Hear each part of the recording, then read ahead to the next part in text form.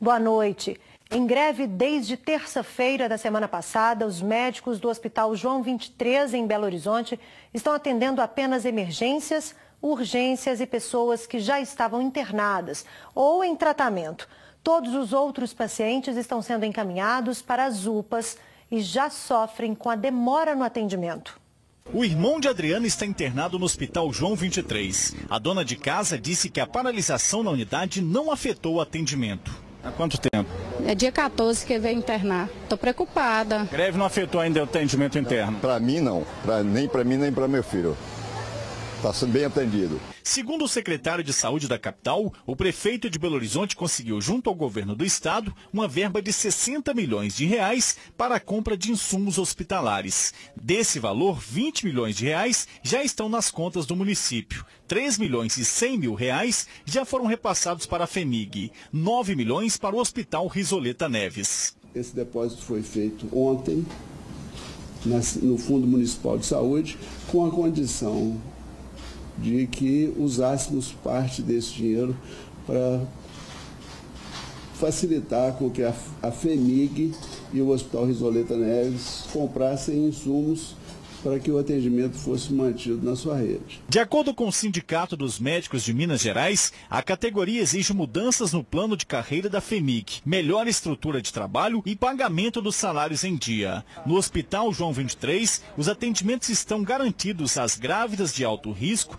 que estão fazendo pré-natal, os pacientes internados e aqueles casos mais graves. Os pacientes que não se encaixam nesses critérios são encaminhados para as unidades de pronto atendimento da capital. O que tem acontecido é um aumento de 12% no quantitativo de atendimentos, por exemplo, do Hospital Odilon Berens, e um aumento de mais de 20%, 22% na UPA Centro-Sul. Então nós vamos ouvir nos próximos dias, se a greve não for interrompida, que as UPAs estão repletas de pacientes, e isso é verdadeiro. Elas estarão cheias, e não só de pacientes mais numerosos, mas também de pacientes em estado clínico mais grave, uma vez que o João 23 não vai estar atendendo a essa demanda.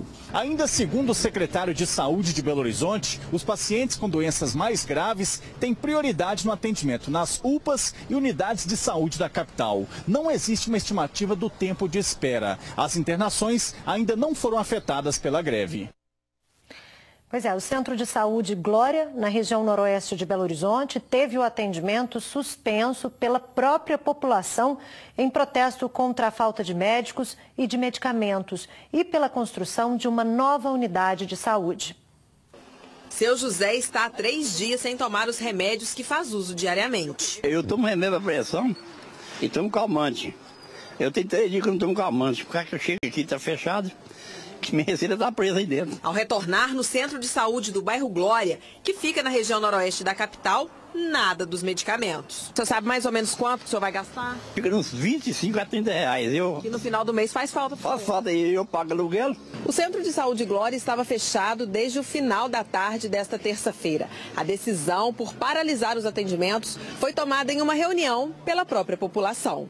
O que os moradores querem é a construção de um outro centro de saúde, já que hoje esse é o único da região e atende cerca de 30 mil pessoas e fica sobrecarregado. Poucos funcionários para o bairro inteiro, entendeu? Que são 5 ou 6 bairros, que é um só, em conjunto.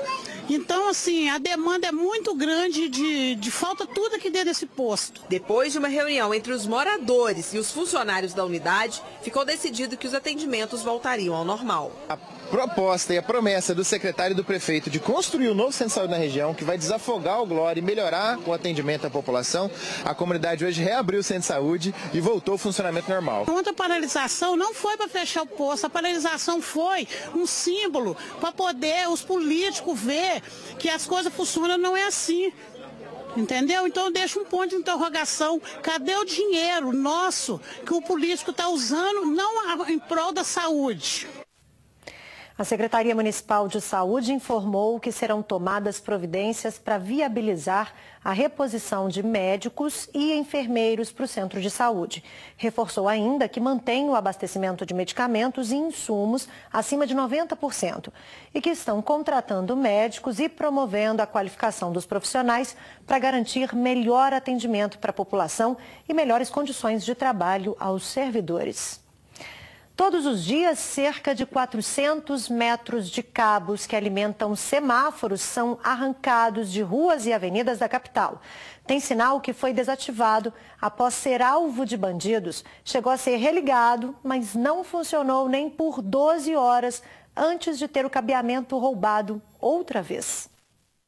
Além desse cruzamento aqui, nós temos outros vários que estão com esse problema, né? Sim, tem o da América Vespúcio lá, são 2, né? Tem um logo depois da Pádua.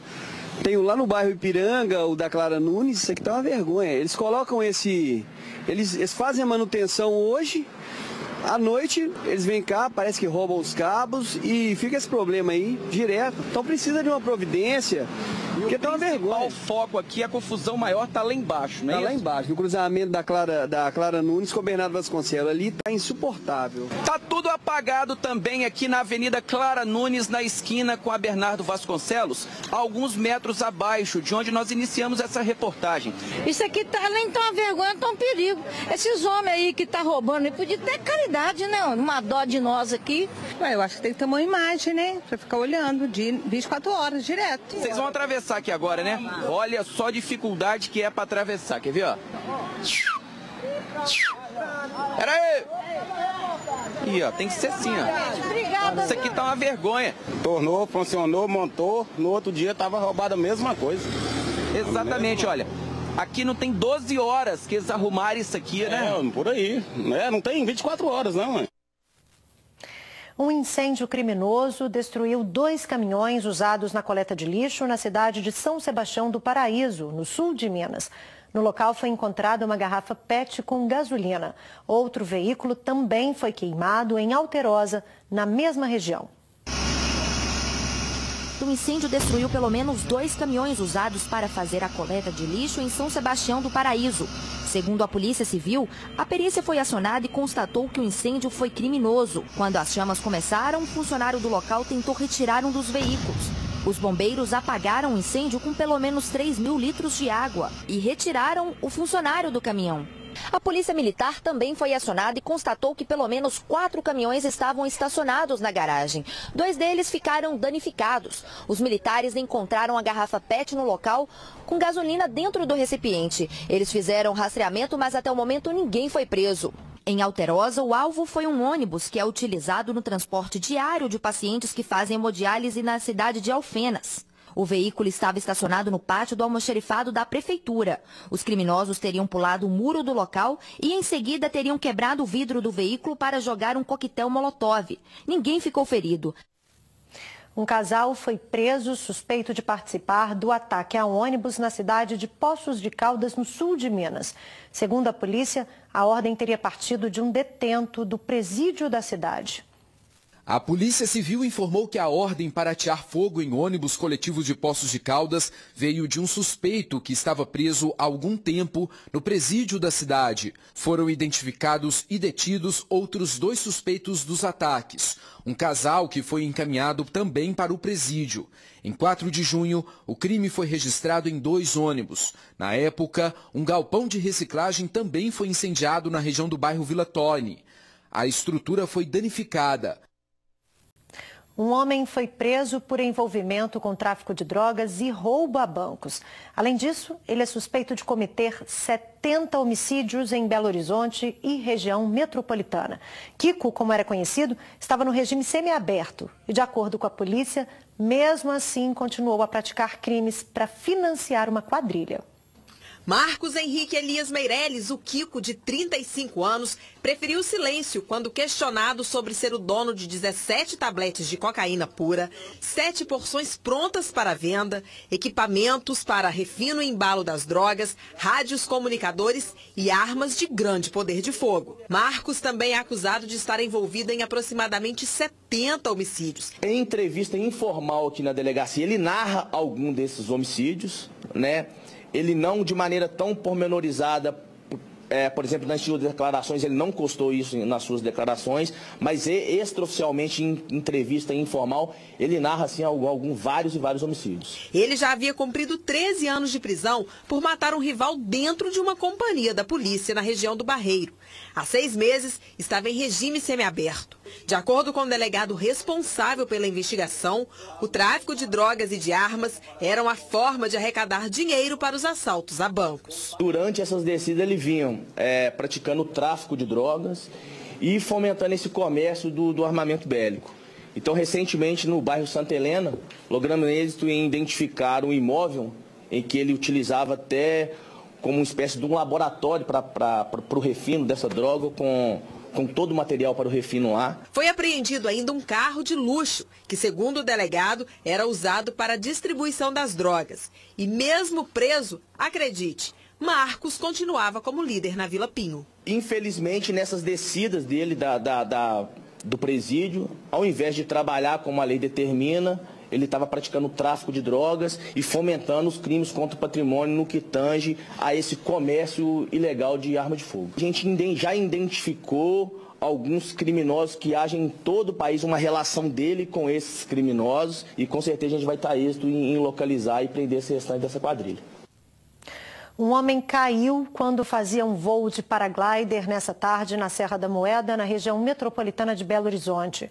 O acidente foi filmado por pessoas que estavam no alto da rampa de decolagem. O piloto está acima da montanha e faz algumas manobras, virando de um lado para o outro. Em um dado momento, a asa se fecha. Ele perde a sustentação e cai. O piloto conseguiu chamar os bombeiros pelo rádio e disse que sentia dor no tórax e estava com dificuldades para respirar. Ele foi socorrido pelos militares com a ajuda de um helicóptero e levado para ser atendido no Hospital João 23.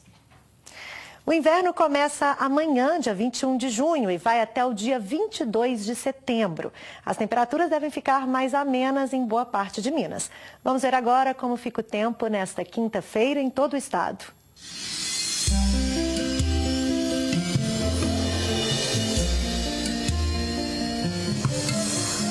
O primeiro dia da estação mais fria do ano será de tempo parcialmente nublado, com nevoeiros pela manhã no leste, sul, Zona da Mata, centro e Campo das Vertentes. Nas outras regiões, a previsão é de céu claro. Em Belo Horizonte, mínima de 12 e máxima de 24 graus. Em Três Marias, os termômetros vão de 16 a 24. Oscilam entre 10 e 22 em Pouso Alegre. Ficam entre 12 e 24 em Caeté. E em Juiz de Fora, mínima de 13 e máxima de 23 graus. E o inverno começa amanhã, exatamente às 7h07 da manhã. É o solstício de inverno que marca o início da estação e também o dia mais curto e a noite mais longa do ano aqui no Hemisfério Sul. O clima frio e seco exige atenção com o nosso corpo e também com a alimentação. Veja agora algumas dicas para curtir com saúde esse friozinho que já chegou. É a época mais fria do ano, tá aí e chega dividindo opiniões. Eu amo porque eu acho que é uma estação do ano que une mais as pessoas ficam mais próximas. A única coisa do inverno não é que você vê as pessoas mais chiques, né? Todo mundo põe as botas, põe tudo, né? Tirando as botas, pra mim não tem valor, não detesto. Gostando ou não, é tempo de se cuidar melhor. Eu, particularmente, eu procuro me agasalhar bem, me hidratar bastante e fazer o possível para não pegar uma gripezinha, nada assim, para se poupar disso aí, desse transtorno. 21 de junho, quinta-feira, início de inverno. Por cerca de 3 meses, é bom mesmo tomar alguns cuidados especiais com o corpo, por dentro e por fora, por conta dos dias normalmente mais frios e secos. E a gente vai começar essas orientações falando da nossa alimentação nessa época. A gente tem muita tendência a se alimentar mais, mesmo porque o corpo está gastando mais energia mesmo por causa da baixa temperatura, não é mesmo? O problema é que é o seguinte, a gente acaba ingerindo mais do que realmente a gente vai gastar. Como é que a gente faz para comer, ter uma alimentação saudável, mais quentinha aí, com esses alimentos que a gente gosta de comer no inverno? Se a gente vai usar chocolate, o problema é que muitas vezes o chocolate, ele vem muito açúcar, e isso é ruim. Então uma opção é a gente usar o cacau em pó, tá certo? Não esses achocolatados que a gente conhece. Então use o cacau em pó, que é muito mais saudável. Outras opções que a gente tem agora para fazer os caldos, não é? São alimentos com baixo índice glicêmico e também com alto valor nutricional. Se for usar um carboidrato, uma grande opção é a batata doce. Agora, bom mesmo é a gente usar um caldo verde, muito mais saudável, e a gente tem muitas opções. Aqui a gente tem algumas, como por exemplo o chuchu. A abobrinha, a gente tem aqui duas opções diferentes, ou seja, a gente pode fazer um mix de todas elas e colocar folhas também. E como está frio, a gente acaba esquecendo de beber água. Então é importante sempre ter um copo de água, andar com a garrafinha de água, para a gente sempre se hidratar, lembrando que não espere ficar com sede para beber água. Você toma algum tipo de cuidado especial com seu corpo nesse tempo? Assim, eu tenho já o hábito de passar creme. Uma diminuição da temperatura, uma diminuição da umidade do ar, isso acaba levando uma diminuição da oleosidade da pele, levando um ressecamento, uma desidratação da pele, e isso acaba acarretando algumas alterações, né? Tanto alterações estéticas de viço, a pele fica com aquele aspecto ressecado, quanto algumas alterações mesmo, como por exemplo as dermatites. 2 cuidados básicos, tá? A hidratação da pele, e eu falo que a hidratação da pele, ela não pode ser só de fora para dentro, né? Ela tem que ser de dentro para fora. Então a gente tem que tomar muito líquido. E além da hidratação, sem dúvida nenhuma, é utilizar o protetor solar, né? Que as pessoas às vezes confundem. Não temos sol mais, o sol é menor, o calor é menor. Ok, mas ele está aí. Daqui a pouco, logo depois do intervalo, a preparação da seleção para o segundo jogo da Copa, sexta contra a Costa Rica. Você vai ver como o carinho da família ajuda os jogadores no momento de tensão antes das partidas. Eu volto já já.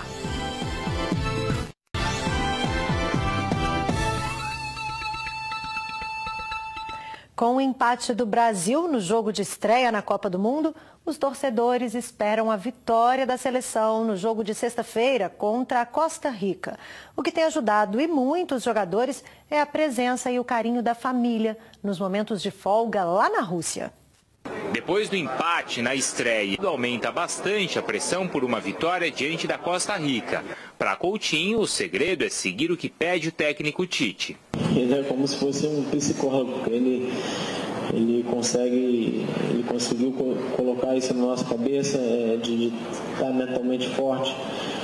E isso é uma coisa que todo mundo leva consigo. Além de treinador, Tite é uma espécie de paizão desse grupo. É aquele cara que quando algo não vai bem em campo, chama, conversa, dá conselho, orienta. Mas em um momento de tanta pressão como é a Copa do Mundo, contar com a família de verdade ao lado e até o colo da mãe é uma ajuda e tanto. Todas as vezes que a gente conversa, que a gente se encontra assim, eu gosto mesmo, abraçar, beijar, faço carinho, eu sento, ele deita no meu colo, aquela coisa normal mesmo, de família. Todo o tempo livre após os treinamentos, os jogadores procuram estar com a família. Neymar sabe dessa importância e também aproveitou os momentos de folga para ficar perto dos amigos e dos pais. Pai, vai dar tudo certo. No nosso próximo jogo a gente vai ganhar. Um beijo, te amo. O próximo jogo do Brasil é contra a Costa Rica na sexta-feira, dia 22, às 9 horas da manhã, horário aqui do Brasil. A dupla mineira Dom e Juan se prepara para subir ao palco para gravar um novo DVD. Para comemorar 10 anos de sucessos, o show Nos Bares da Vida, volume 1, promete uma seleção das melhores músicas sertanejas e muito romantismo. Atrevida minha sanha, minha tiça, me arranha, me deixando quase louco. Gosto quando seu olhar. Há 3 3 meses, o estúdio virou a segunda casa deles. Um tempo de muito trabalho. Ela relata que o meu amor é seu. E houve dias assim que a gente saiu daqui 3, 4 horas da manhã. Mas você sabe o que é interessante, que eu quero compartilhar com a galera que gosta do nosso trabalho, assim, todo mundo muito feliz. A gente conseguiu reunir nesse projeto, parece não, né? Nós somos muito crentes no sentido de crer, Deus abençoou, assim, mandou pessoas que contribuíram com a alma, dando o coração. As músicas que vai sair nesse projeto deu trabalho, mas é um trabalho gostoso, né? Muitas discussões e assim, no sentido bom da palavra. E a gente está muito feliz em realizar esse projeto, que há 5 anos a gente está em namoro com ele, elaborando com muito carinho. Para celebrar 10 anos de carreira, a dupla faz os últimos preparativos para a gravação do tão sonhado DVD, que contou com grandes nomes, como os produtores Mauro Lúcio Codorna e Eugênio Marrom. São 2 fenômenos aí da música mineira, da música brasileira, e estão dividindo com toda a emoção que o público que lá tiver, eu acho que também se deve aos dois, né, que junto com o Dom Juan, sentamos aqui. Não, e junto com aquela galera toda que está lá embaixo. Que tá lá embaixo, o pessoal também viu, assim, e nós pudemos recriar momentos maravilhosos.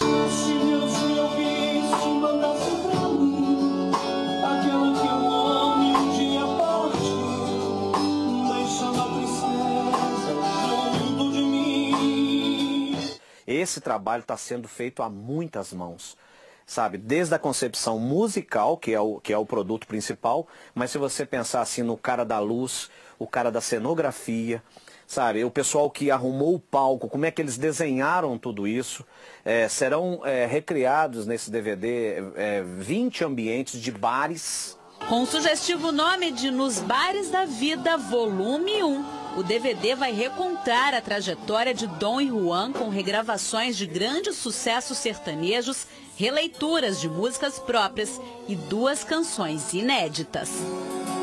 Traz de volta esse amor, Senhor, está perto, meu filho.